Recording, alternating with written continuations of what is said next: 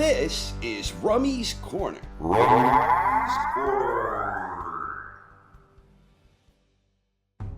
Coming up on October 28th from Riyadh, Saudi Arabia, in a bout that will be broadcast in the US on ESPN Plus pay-per-view, WBC and Lineal World Heavyweight Champion Tyson Fury will face former UFC Heavyweight Champion Francis Ngannou. Fury's WBC title will not be on the line in this one, but reportedly it will be officially counted as a professional bout. Kinda like the situation several years back when Floyd Mayweather came out of retirement and beat Conor McGregor in another boxing MMA crossover event. This will be the boxing debut for Ngannou, and against an elite heavyweight in Tyson Fury, one would think he has virtually no chance whatsoever, barring the most unlikely of freak occurrences. Many boxing diehards are extremely dismissive of the crossover event, critical of the sideshow atmosphere, especially with the potential for an undisputed showdown looming between Fury and the unified IBF WBA WBO heavyweight champion Alexander Usyk.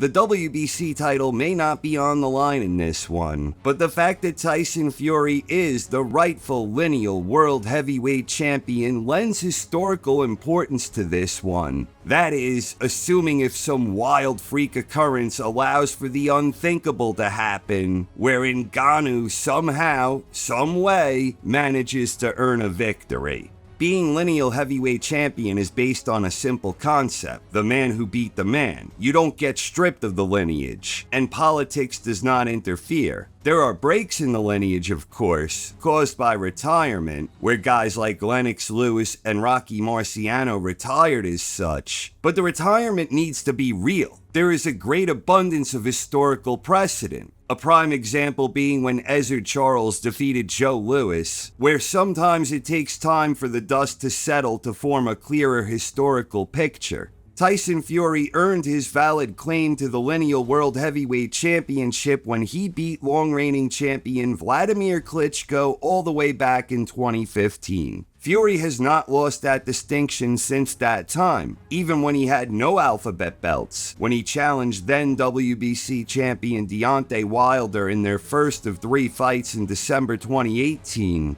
Wilder was the WBC champion, and Fury was still the lineal champion. There are other historical examples of a lineal world heavyweight champion not holding any of the alphabet trinkets. Famous examples include when Shannon the Cannon Briggs was awarded a decision against Big George Foreman. Foreman held no belts, but he remained the man who beat the man, and Lennox went on to earn that distinction when he knocked out Briggs in Shannon's very next fight. You also have the situation when Iron Mike Tyson knocked out lineal champion Michael Spinks. Tyson held all 3 major belts of his day, but Spinks was still the man who beat the man going into that one. And even the famous first fight between Muhammad Ali and Joe Frazier, it was another similar situation, where Ali was the lineal world heavyweight champion, the man who beat Sonny Liston, but Frazier had the belt recognition going in. So even though Fury's WBC belt is not on the line, given the fact this is being pitched as a professional boxing match, a win for Ngannou would technically make him the man who beat the man.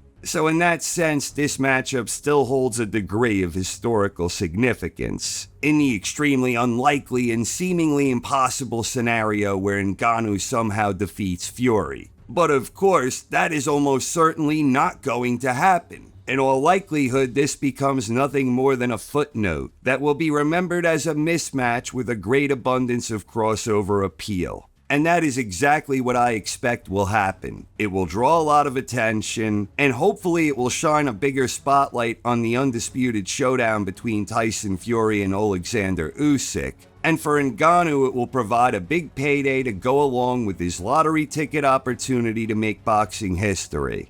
But hopefully this can propel the undisputed clash to a grander scale. As for the fight itself, I'd be very surprised if Fury even needs to take things out of first gear. I think it's basically going to wind up being like a glorified sparring session for Fury under the big spotlight. I think we will get a lot of trademark feinting from Fury, an area where he excels tremendously. I do not think Fury is going to want to go out there and embarrass Ngannou by blasting him out early, as the two seem to be on pretty friendly terms.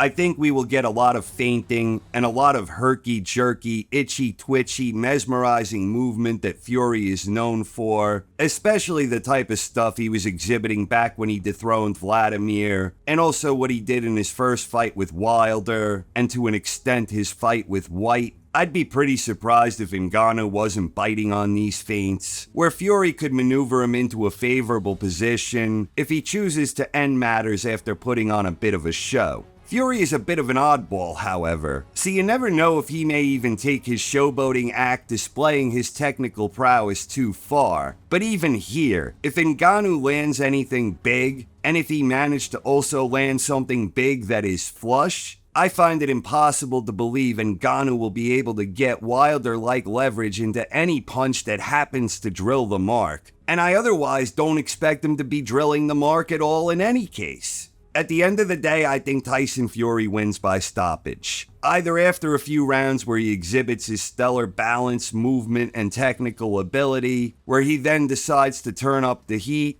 or perhaps a more likely scenario is like what we saw when Mayweather easily outclassed McGregor, showing off his boxing stamina and just waiting for Ngannou to collapse due to extreme exhaustion.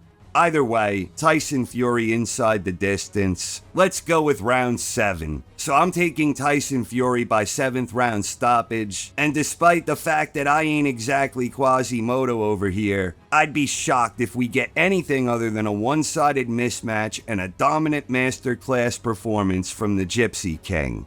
I'll be tuning in because I don't ever remember not watching a reigning heavyweight champion fight, although this is certainly a unique situation in that regard. Best of luck to both Tyson Fury and Francis Ngannou, and enjoy the fight, everyone. Thank you very much for watching, and have a wonderful night. This is Rummy's Corner.